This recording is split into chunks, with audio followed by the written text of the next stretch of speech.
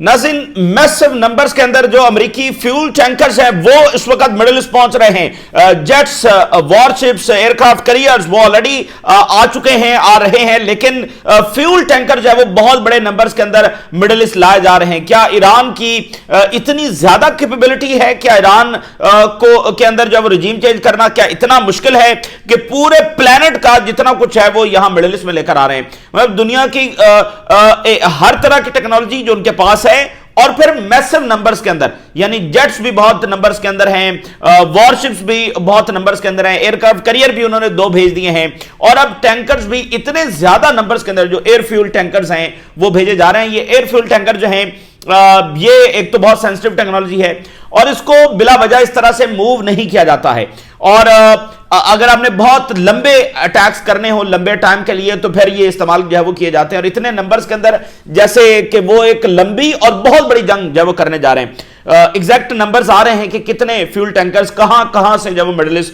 पहुंच रहे हैं, और ये मुख्तलिफ बेसिस पर डिप्लॉय हो रहे हैं। जॉर्डन में, कतर में, आगे पीछे बहुत सारे बेसिस पर ये डिप्लॉय हो रहे हैं, डियागो गार्सिया के अंदर हो रहे हैं।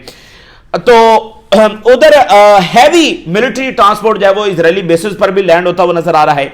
ईरान ने कहा है कि हम फाइनल बैटल लड़ेंगे, यानी इसको हम इस तरह से लड़ेंगे कि अब ये फाइनल बैटल होगी और इजराइल का किस्सा ही हम खत्म कर देंगे। और उधर से इजराइल ये कह रहा है कि ये ईरान के साथ हमारी आखिरी जंग होगी, हम ईरान को जब मुकम्मल तौर पर डिस्ट्रॉय कर देंगे। तो बात यह है कि ईरान बिल्कुल जंग नहीं चाहता है, लेकिन ये जंग जब ईरान पर मुसल्लत की जा रही है। अभी 6 महीने कबल ईरान पर हमला किया गया और न्यूक्लियर का जवाब बनाकर इस वक्त वो न्यूक्लियर की बात बिल्कुल नहीं कर रहे हैं, इस दफा वो ह्यूमन राइट्स का जवाब बनाकर आ रहे हैं, और ह्यूमन राइट्स की तो फिर क्या बात है। और यहां पर नाज़रीन रशिया और चाइना इस सारी सूरत हाल को मॉनिटर कर रहे हैं, कैलकुलेट कर रहे हैं कि उन्हें यहां पर क्या करना है और किस हद तक करना है। देखें, जो अमेरिका और यूरोप हैं अभी तक तो वो एक प्रॉक्सी वॉर लड़ रहे हैं ना, थ्रू यूक्रेन विद रशिया, और कर क्या रहे हैं? रशिया को डैमेज कर रहे हैं, उसके इंफ्रास्ट्रक्चर को, उसके मिलिट्री एसेट्स को वो डिस्ट्रॉय कर रहे हैं ताकि रशिया जो कमजोर हो जाए। तो अमेरिका ने सारे जो अपने सिस्टम्स हैं वो लाकर रख दिए हैं यहां मिडिल ईस्ट के अंदर। तो फिर रशिया और चाइना गोल्डन अपॉर्चुनिटी नहीं देख रहे होंगे कि अमेरिका के जो मिलिट्री एसेट्स हैं उनको डिस्ट्रॉय किया जाए। अगर वो एक एयरक्राफ्ट कैरियर ही डिस्ट्रॉय कर देते हैं तो ये चाइना के लिए कितना बड़ा बेनिफिट होगा, क्योंकि चाइना तेजी के साथ अपने एयरक्राफ्ट कैरियर बना भी रहा है, लेकिन अभी तक एक गैप है। तो अगर यहां पर उनका एक आध एयरक्राफ्ट कैरियर डिस्ट्रॉय हो जाता है तो उनके पास ये डाटा भी जाएगा, क्योंकि चाइना ने तो अभी तक कोई रियल वॉर नहीं लड़ी है उस तरह से। और तो अगर यहां पर एयरक्राफ्ट कैरियर हिट होता है तो उनके पास डाटा भी जाएगा कि ये कैसे हिट हो सकते हैं, और दूसरा ये है कि उनका एक एसेट तबाह भी हो जाएगा। फिर अगर उनके जेट्स गिरा जाते हैं, उनके वॉरशिप्स हिट होते हैं, या अदर उनका नुकसान होता है, और अगर बेसिस उनकी डिस्ट्रॉय हो जाती हैं, और फिर क्या वो यहां पर जैसे ईरान कहता है कि फिर हम इनको बेसिस छोड़कर जब जाना होगा, तो ये रशिया और चाइना तो फिर इसको गोल्डन अपॉर्चुनिटी देखेंगे, बावजूद इसके वो भी जंग नहीं चाहते कि जंग हो, लेकिन अगर मुसल्लत ही हो रही है तो फिर वो ये स्टडी कर रहे होंगे ना कि जो खेल अमेरिका हमारे साथ खेल रहा है, हम फिर इसके साथ ये खेल जब यहां पर खेलेंगे। तो इसलिए बहुत सारे एक्सपर्ट्स को जो खुद अमेरिका के अंदर मौजूद हैं उनको इस स्ट्रेटजी के ऊपर काफी शकूक व शुबहात हैं कि ये कामयाब होगी। अमेरिका तो अपने हेमिस्फेयर के अंदर वेनेजुएला में अभी तक कामयाब नहीं हो सका है रजीम चेंज करने में, तो वो यहां मिडिल ईस्ट में आकर ईरान की रजीम जो वेनेजुएला से कहीं ज्यादा पावरफुल है और यहां पर सप्लाई देना वो कहीं उससे कहीं ज्यादा आसान है वेनेजुएला की निस्बत। तो क्या ये सारा कुछ भी रजीम चेंज में कामयाब जब वो हो जाएगा, तो ट्रंप साहब जो कर रहे हैं उससे बहरहाल दूसरी पावर्स को, खास तौर पर रशिया और चाइना को एक सिग्नल भी जा रहा है कि उन्हें क्या करना है। मिसाल के तौर पे देखिए, for the very first time China ने अपने ड्रोन्स ताइवान की एयर स्पेस के अंदर भेजे हैं। जो चाइना के ड्रोन्स हैं वो फ्लाई कर रहे होते हैं लेकिन ताइवान की एयर स्पेस से बाहर पहली बार उन्होंने ताइवान की एयर स्पेस के अंदर ड्रोन्स भेजे। तो ये बहुत बड़ा सिग्नल है चाइना की जानिब से। आज तक तो नहीं भेजे, आज भेज रहे हैं। तो क्या है कि वो भी देख रहे हैं कि अगर अमेरिका अपने इंटरेस्ट को परस्यू करने के लिए इस हद तक जा सकता है, तो ये ताइवान तो वो है जिसको दुनिया भी चाइना ही का हिस्सा मानती है। तो फिर यहां अब चाइना के लिए वक्त आ गया है कि वो 4 कदम जो है वो आगे बढ़े। चाइना को जो 2 सबसे बड़े खौफ थे, एक खौफ यह था कि अमेरिका ने अगर वो ताइवान पर एक्शन करता है तो अमेरिका उसको अपनी इकोनॉमी से निकाल देगा, तो क्या इससे चाइनीज इकोनॉमी सर्वाइव कर पाएगी? दूसरा उनको खौफ यह था कि अमेरिका अपने इत्तेहादियों के साथ एक ग्लोबल एक्शन उनके खिलाफ करेगा, यानी सारी दुनिया उनके खिलाफ हो जाएगी और उनका सारा नैरेटिव, इमेज, सब कुछ तबाह बर्बाद हो जाएगा। तो अब वो देख रहे हैं कि ये तो दुनिया ही कोई और बन गई है और ना ही अमेरिका में इस वक्त ये कैपेबिलिटी है कि वो अपने इत्तेहादियों को और बाकी दुनिया को चाइना के खिलाफ खड़ा कर सके। तो इसलिए ये दो सबसे बड़े फियर थे चाइना के। ज़ाहिर बाकी वो अपनी मिलिट्री को बढ़ा रहे हैं, वो सारी चीजें हैं, लेकिन ये दो सबसे बड़े फियर थे। दोनों इस वक्त जब दूर हो चुके हैं। और दूसरी बात यह है कि चाइना तेजी के साथ जो है वो अमेरिका से जिन चीजों में पीछे है, यानी एयरक्राफ्ट कैरियर में, यानी कि सबमरीन के अंदर, उसको वो उस गैप को कम से कम जो वो करता चला जा रहा है। और न्यूक्लियर वॉरहेड्स के अंदर इन 3 गैप्स को वो तेजी के साथ जो कम कर रहा है। आज जो खबर सामने आई है, चाइना जो है वो इस वक्त दुनिया में दूसरे नंबर पर आ गया है न्यूक्लियर सबमरीन के हवाले से। अमेरिका के बाद अब दुनिया में सबसे ज्यादा जो न्यूक्लियर सबमरीन हैं वो चाइना के पास हैं। और इस वक्त दुनिया में सबसे ज्यादा जो न्यूक्लियर सबमरीन की प्रोडक्शन हो रही है इन नंबर्स वाइज, यानी कहीं पर 2 बन रही हैं, कहीं पर 4 बन रही हैं, तो नंबर वाइज दुनिया में जहां सबसे ज्यादा न्यूक्लियर सबमरीन की प्रोडक्शन हो रही है वो चाइना है। तो बड़ी तेजी के साथ 3 गैप्स को फिल कर रहे हैं। एक जो न्यूक्लियर वॉरहेड्स का है, बड़ी तेजी के साथ वो मजीद न्यूक्लियर बॉम्ब्स बनाते चले जा रहे हैं, और इधर वो एयरक्राफ्ट कैरियर तेजी के साथ बना रहे हैं, और इधर वो तेजी के साथ जो वो न्यूक्लियर सबमरीन बना रहे हैं। और जो इकोनॉमिक गैप था वो तो आपको बताइए कि इकोनॉमिकली उन्होंने अमेरिका को जो अप्रोच कर लिया है, बावजूद इसके कि वो जीडीपी का गैप है, लेकिन वो अमेरिकन मैशत इनको क्रश कर देगी, वो सारी थ्योरी जो वो फ्लॉप हो गई है और फेल हो गई है। और इसीलिए चाइना को ज्यादा कॉन्फिडेंस भी मिला है और वो $1.2 ट्रिलियन की सरप्लस के अंदर भी गए। इस पर हम बात करेंगे। और गजा का जो बॉर्डर पीस है, इसमें क्या बिट्रेल फिलिस्तीनियों के साथ शामिल है, लेकिन इससे बढ़कर ये कितना बड़ा मंसूबा है और इसके नीचे क्या छुपा हुआ है। और ट्रंप साहब ये पीस काउंसिल को एक नया यूनाइटेड नेशन बनाने के लिए, जिसको वो रूल कर रहे होंगे, जिसके ऊपर वो बैठे होंगे, एक ब्रिक्स के मुकाबले में पैरेलल सिस्टम लाने के लिए इस ह्यूमैनिटेरियन पर्पस को किस तरह से इस्तेमाल कर रहे हैं, वो आपके सामने रखेंगे। और नेतन्याहू को भी इनविटेशन आया, और कुछ देर पहले की खबर यह है कि नेतन्याहू ने यह इनविटेशन कबूल कर लिया है। अब गजा के बोर्ड ऑफ पीस में नेतन्याहू भी बैठेगा, यानी जिसने जेनोसाइड किया है वो भी उस बोर्ड ऑफ पीस में बैठेगा। तो वैसे बाकी जो ओआईसी लीडर्स इसको एक्सेप्ट कर रहे हैं, वो यानी कि उस मीटिंग में नेतन्याहू के साथ भी बैठा करेंगे, उस बोर्ड ऑफ पीस में नेतन्याहू के साथ भी बैठा करेंगे। तो बहरहाल ये सूरत हाल है। जनाब अली, खबर यह है कि इस वक्त कुछ देर पहले जब 2 एयरक्राफ्ट कैरियर भी आ रहे हैं, एक पहुंच गया, एक आ रहा है, 10 एयर फ्यूल टैंकर जो हैं ये जनाब अली अमेरिका से फ्लाई किए हैं टुवर्ड्स मिडिल ईस्ट, ठीक है ना। बहुत बड़े नंबर्स के अंदर ये टैंकर्स इस वक्त अमेरिका से मिडिल ईस्ट की तरफ आ रहे हैं। सिग्निफिकेंट सर्ज देखा जा रहा है। यूएस एरियल रीफ्यूलिंग जो टैंकर्स हैं वो मिडिल ईस्ट की तरफ आ रहे हैं, बहुत सारी डायरेक्शन से आ रहे हैं। 10 एयरफ्यूल टैंकर्स यहां से आ रहे हैं और ये अटलांटिक के अंदर दाखिल हो चुके हैं, और बहुत जल्द ये यूरोप और फिर यूरोप से आगे मिडिल ईस्ट पहुंच रहे होंगे, यानी अगले 48 घंटों के अंदर, 72 घंटों के अंदर।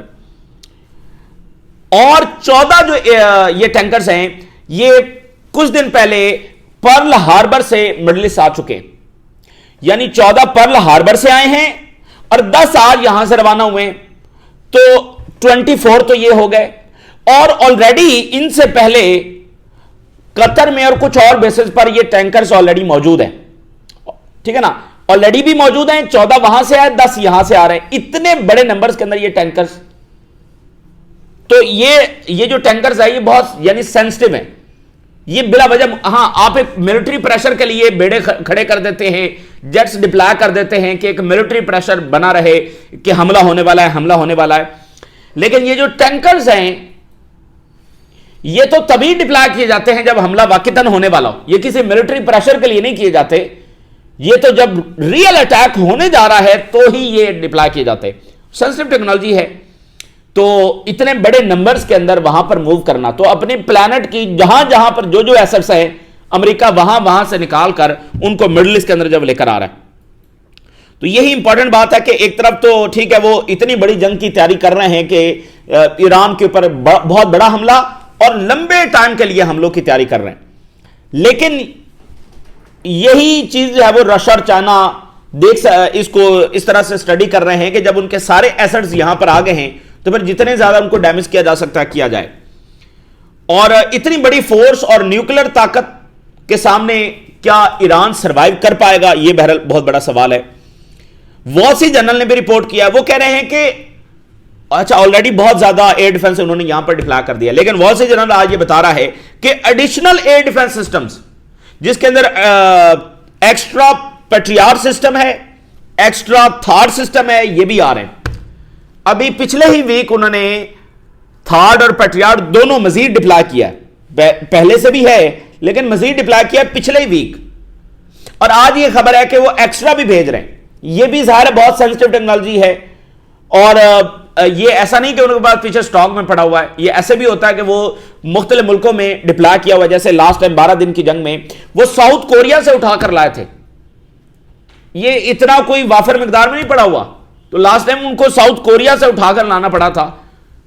तो ये भी बहुत यानी कि महंगा है, बहुत सेंसिटिव है, तो इसका लाना भी, और वो इतनी लेयर्स बना रहे हैं, कितना थॉट डिप्लॉय करेंगे, कितना पेट्रियार डिप्लॉय करेंगे, कितने जेट्स डिप्लॉय करेंगे। अभी आप देखिए ये जो एयरक्राफ्ट कैरियर अब्राहम लिंकन आया है इसमें भी 100 जेट्स हैं, 345 इजराइल के पास हैं, 24 F-15 जॉर्डन पर खड़े हैं, F-22 कितने हैं, F-35 कितने हैं वो अलग हैं, Qatar, Saudi Arabia, Kuwait, Bahrain इन बेसिस पर अलग से खड़े हुए हैं, और 100 इस पर आए हैं अब्राहम लिंकन पर, और 100 या इससे कम ज्यादा वो जो दूसरा एयरक्राफ्ट कैरियर आ रहा है उस पर आ रहे हैं।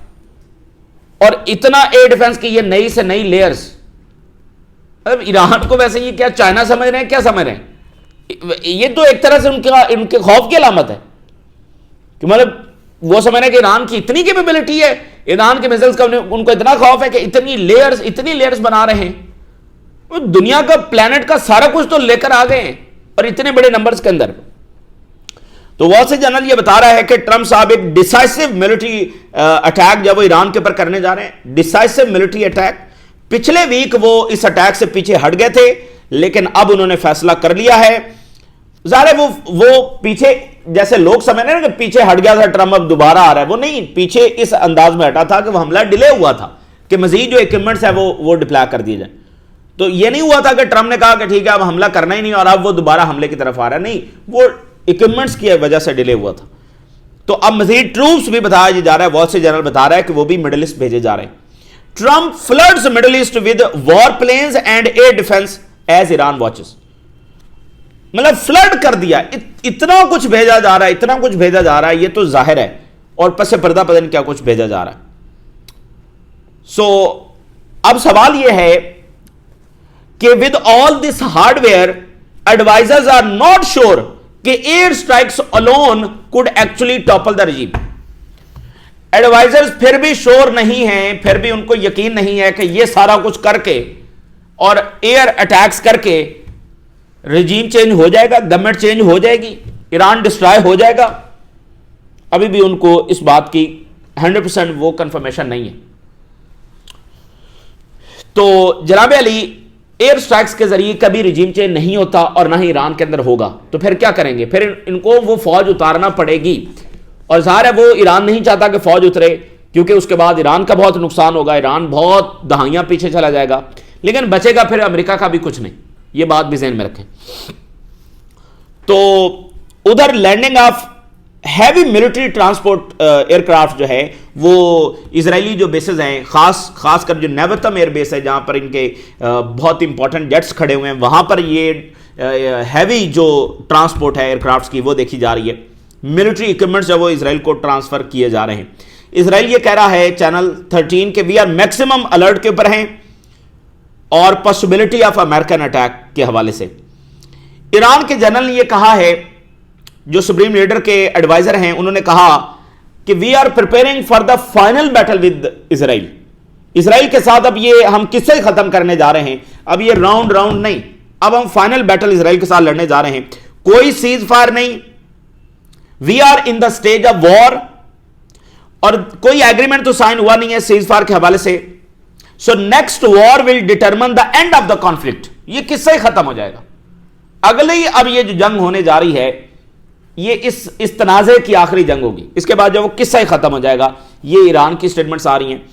तो अगेन ईरान, अब देखें अमेरिका और इजराइल इतनी ताकत के साथ आ गए हैं, अब ईरान सिर्फ उनको डिस्ट्रक्शन करके पीछे नहीं धकेल सकता। लास्ट टाइम ईरान ने डिस्ट्रक्शन करके उनको पीछे धकेला, अब ईरान ओनली डिस्ट्रक्शन करके इनको पीछे नहीं धकेल सकता, उसको बहुत बड़ा इंपैक्ट क्रिएट करना है।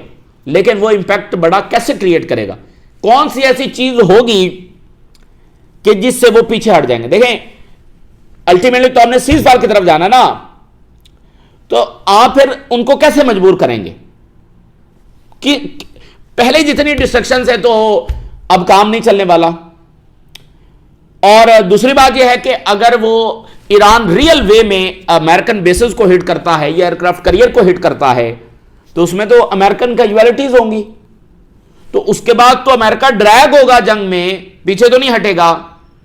यही तो ट्रंप साहब का सबसे बड़ा फ्लॉ है, जो गलती वो कर रहे हैं। अच्छा, ट्रंप नहीं चाहता कि वो ट्रूप्स यहां पर ईरान में डिप्लॉय करें। इनफैक्ट ट्रंप कहीं भी नहीं चाहता अपने ट्रूप्स डिप्लॉय करना, और ट्रंप साहब जो हैं वो ये चाहते हैं कि इकोनॉमिक ज्यादा खर्चा भी ना आए और ज्यादा कैजुअलिटीज, तो कैजुअलिटीज तो एक भी वो अफोर्ड नहीं कर सकता, और ट्रूप्स डिप्लॉयमेंट तो वो अफोर्ड ही नहीं कर सकता। ये है उसका फॉर्मूला फॉर रिजीम चेंजेस। तो आपने देखा वेनेजुएला में 30 मिनट का ऑपरेशन था ना, इसके मुताबिक उसकी रिजीम चेंज हो जाना थी, जो कि नहीं हुई।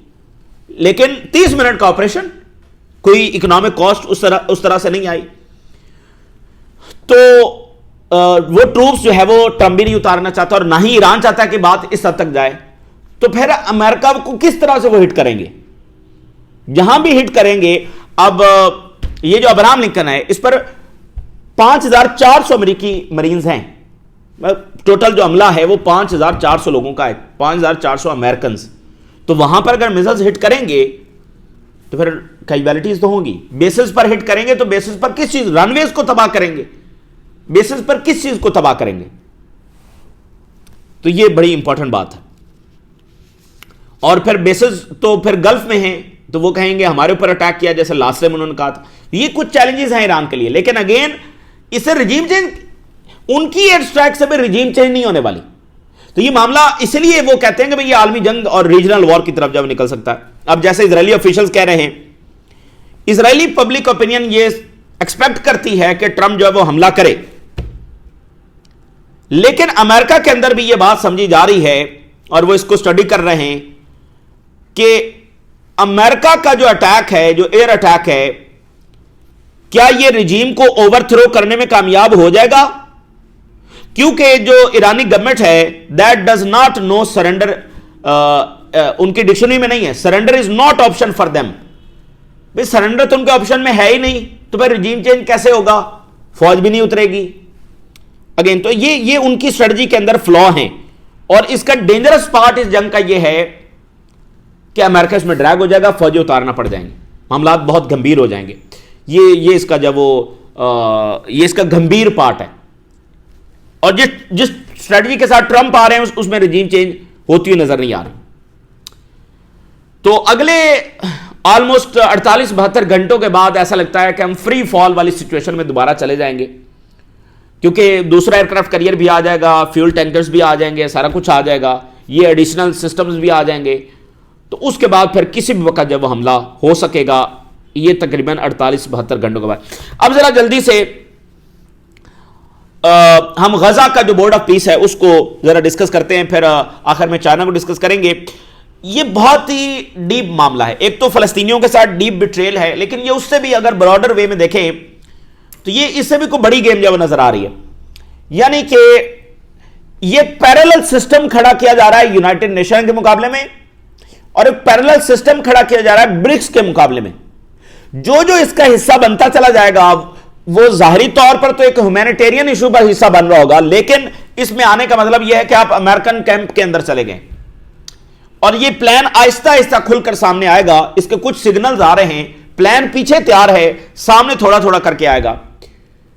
वो देखें, यूनाइटेड नेशन से ट्रम्प निकल रहा है, बाकी इंस्टीट्यूशन से, ग्लोबल इंस्टीट्यूशन से निकल रहा है, तो वो अपना अपना अपना इंस्टीट्यूशन बना रहा है, अपना नया अमेरिकन कैंप बना रहा है, जिसके ऊपर ट्रम्प बैठा होगा, वीटो पावर उसके पास होगी। और आपको पता है ट्रम्प जब थर्ड टर्म की भी तैयारी कर रहा है अमेरिका में, तीसरी दफा सदर बनने के लिए भी, तो उसके प्लान्स इस अंदाज के अंदर है। मिसाल के तौर पे जरा ये खबर देखिए, ट्रम्प बोर्ड ऑफ पीस जो है could pose a threat to United Nation. और रिपोर्टर ने ट्रम्प से पूछा कि क्या ये जो बोर्ड ऑफ पीस है ये यूनाइटेड नेशन को रिप्लेस करेगा? तो ट्रम्प ने कहा कि हां ऐसा हो सकता है, माइट, ये उन्होंने अल्फाज जवाब दिया। द पीस काउंसिल में replace the United nation, Trump. तो ये यानी एक तो फलस्तीनियों के लिए इसमें कोई अमन, कोई रियासत वो तो है ही नहीं, पहले दिन से नहीं था। अब ये उससे भी ब्रॉडर वे में, मतलब एक और ही गेम है ह्यूमैनिटेरियन इशू के नाम के ऊपर। ये तो कोई और नया ब्लॉक इसमें बन रहा है, यानी ये भी दुनिया में वैसे कभी नहीं हुआ कि एक ह्यूमैनिटेरियन इशू की आड़ में ये एक नया ब्लॉक जब बनाया जा रहा है और नया यूनाइटेड नेशन बनाया जा रहा है, हद है वैसे। अब ट्रम्प देखिए, the World Health Organization is corrupt, तो ये अमेरिका के बनाए हुए इदारे हैं। तो अब देखें वो एक एक ग्लोबल इंस्टीट्यूशन को जो है ट्रम्प साहब जो उससे बाहर निकल रहे हैं और उसको कमजोर कर रहे हैं, फंडिंग बंद कर रहे हैं। और ट्रम्प ने कहा कि मेरी उर्दुगान से बड़ी इंपॉर्टेंट बात हुई है। अब ट्रम्प साहब ये चाह रहे हैं कि उर्दुगान इसको एक्सेप्ट कर ले। उर्दुगान ने नहीं किया है, MBS ने नहीं किया है, बाकी मुल्कों ने नहीं किया है, सिर्फ UAE ने जो किया है अभी तक, और पाकिस्तान ने किया, लेकिन पाकिस्तान का मामला कुछ और है। पाकिस्तान इस वक्त नहीं चाहता कि ट्रम्प के साथ को बराह रास्त फटना पड़े बस। तो नेतन्याहू का ऑफिस अनाउंस कर रहा है कि नेतन्याहू ने भी एक्सेप्ट कर लिया, अब वो भी गजा के बोर्ड ऑफ पीस में बैठेगा, जिसको अल जजीरा ने लिखा है, Israel's wanted war criminal Netanyahu joins Gaza board of peace. ये अल जजीरा लिख रहा है। देखना, अल जजीरा की भी टून चेंज हुई है। इजराइल्स वांटेड वॉर क्रिमिनल, वो सादा सादा भी लिख सकते थे, लेकिन आखिर उन्होंने इस अंदाज में बहरहाल लिखा है। तो अब देखिए कि फलस्तीनियों के साथ बहुत ज्यादती हो रही है, जुल्म हो रहा है, और मजीद वो करने का इरादा रखते हैं। भाई दुनिया तो मजीद जंगों में जा रही है, रूल्स सब खत्म हो गए, तो फिर इसराइल तो पहले ही सिर्फ ताकत की जुबान समझता था, अब आप कौन सी डिप्लोमेसी, कौन सा मुआहदा, किस चीज से उसको रोकेंगे? और ये ज़ायनिस्ट प्ले बुक है दुनिया का, इस तरह से कियोस के अंदर जाना। अब जनाब अली इसराइल जो है वो 10 जो यूनरवा के हेडक्वार्टर्स हैं उनको उसने नोटिफाई किया है कि उनकी वाटर, इलेक्ट्रिसिटी, कम्युनिकेशन वो खत्म कर रहा है जनवरी 26 से। यूनरवा की बिजली, पानी, कम्युनिकेशन ये सब कुछ काटा जा रहा, अंदाजा कर ले, यूनरवा से भी इनको खतरा है। और आज ये रिपोर्ट ये सामने आई है कि इसराइल ने जो उनकी जेलें हैं उनको एक टॉर्चर कैंप्स के अंदर जो है वो ट्रांसफॉर्म कर दिया है। मतलब बाकायदा वो टॉर्चर कैंप्स हैं जहां पर फलस्तीनियों के साथ एक्सट्रीम वायलेंस होता है, सिस्टमैटिक अंदाज में उनको ह्यूमिलिएट किया जाता है, उनको भूख से मारा जाता है, उनको सोने नहीं दिया जाता, मेडिकल ट्रीटमेंट नहीं दिया जाता, अब्यूज किया जाता है अक्रॉस ऑल डिटेंशन फैसिलिटीज, और सेक्सुअल जो असॉल्ट्स है वो भी जो वो किया जाता है। 84 फलस्तीनी जो है वो टॉर्चर की वजह से मारे गए। अंदाजा करें 84 टॉर्चर से मारे गए हैं। सोचिए किस नौयत का टॉर्चर होता होगा कि वो जान से ही जा चुके, बाकी जो जिस हालत में होंगे वो किस हालत में होंगे, जो ये जान से ही चले गए, कितना टॉर्चर जो उनके साथ किया जाता होगा। तो ये है फलस्तीनियों के साथ होने वाली सलूक, और उधर कोई नजर नहीं आ रहा कि ये बजरिया बात या डायलॉग या डिप्लोमेसी मामला हल होंगे। अब तो दुनिया वैसे ही किसी और तरफ जा रही है। तो यही इजराइल का रियल एक्सपेंशन प्लान है। अच्छा, उधर जनाब Ali, China sends a military drone into Taiwan air space for the first time. जो ट्रम्प साहब ने किया ना, अब ये बाकी ताकतें अपने अंदाज में चीजों को करेंगी। ये आज पहला सिग्नल चाइना से आया, उन्होंने ड्रोन ताइवान भी ज़ाहिर है अब एक सांस ऊपर एक नीचे। तो चाइना दुनिया के में दूसरे नंबर पर आ गया है सबमरीन्स के हवाले से। इससे पहले दुनिया में दूसरे नंबर पर रशिया था, चाइना जब दूसरे नंबर पर आ गया है। रशिया के पास 25 से 28 सबमरीन्स हैं, अब चाइना के पास 32 न्यूक्लियर सबमरीन्स हैं। लेकिन इससे इंपॉर्टेंट बात यह है कि चाइना इस वक्त at the same time 16 nuclear submarines की प्रोडक्शन कर रहा है। अमेरिका के पास 71 है, पहले नंबर पर है 71, चाइना के पास है 32, और 16 वो प्रोड्यूस कर रहे हैं एट द सेम टाइम। और चाइना के और अमेरिका के दरमियान बेशक नेवी में और एयरफोर्स में गैप है, मेजर गैप है, और उनके डिफेंस बजट में भी मेजर गैप है। लेकिन फर्क क्या है? फर्क सिर्फ यह है कि चाइना ने जो जंग लड़नी है वो डिफेंसिव वॉर लड़नी है। चाइना ने जाकर अमेरिका पर हमला नहीं करना, अमेरिका ने आकर चाइना पर हमला करना है। वैसे तो वह यह भी बहुत एक डिबेट है कि क्या अमेरिका और चाइना की जंग होगी। मतलब अमेरिकन रशियन से कब से लड़ते चले आ रहे हैं, लेकिन क्या बराह रास्त लड़े प्रॉक्सी वॉर? तो यहां भी वो चाइना के साथ प्रॉक्सी वॉर ही लड़ेंगे। उनको पता है कि चाइना के साथ बराह रास्त लड़े तो उसका नतीजा क्या होगा, वो चाइना से जीत नहीं सकते, और चाइना की न्यूक्लियर पावर है, तो वो कोशिश करेंगे जापान और ये वो फिलिपीन ये जाकर लड़े। तो अगर ये गैप है भी सही ना, तो अब ये मैटर नहीं करता इन अ सेंस कि चाइना जो है वो उसने डिफेंसिव वॉर लड़नी है, अपने दरवाजे पर लड़नी है। अमेरिका को वहां से आना है इधर, इनको वहां उधर नहीं जाना। तो इसलिए ये अपना डिफेंस जो है वो कर सकते हैं। और अमेरिका अगर आज भी जंग छेड़ता है चाइना से, तो फिर जो है उसको शिकस्त होगी, वो चाइना से जीत नहीं सकता। तो उधर फिर देखिए इस वक्त अमेरिका को वर्क फोर्स और सप्लाई चेन का सामना है अपनी प्रोडक्शन जारी रखने के लिए, लेकिन चाइना की बिल्कुल स्मूथली प्रोडक्शन जो है वो जारी हर हर हर फील्ड के अंदर। तो ये इस वक्त की जो है वो बड़ी इंपॉर्टेंट डेवलपमेंट्स जो है वो सामने आ रही हैं। ये ताज़ा तरीन वाक़यात हैं और काफ़ी गंभीर हालात हैं। आपके साथ शेयर किया, आपने राय ज़रूर आगाह करें। इजाज़त दीजिए, अल्लाह हाफ़िज़।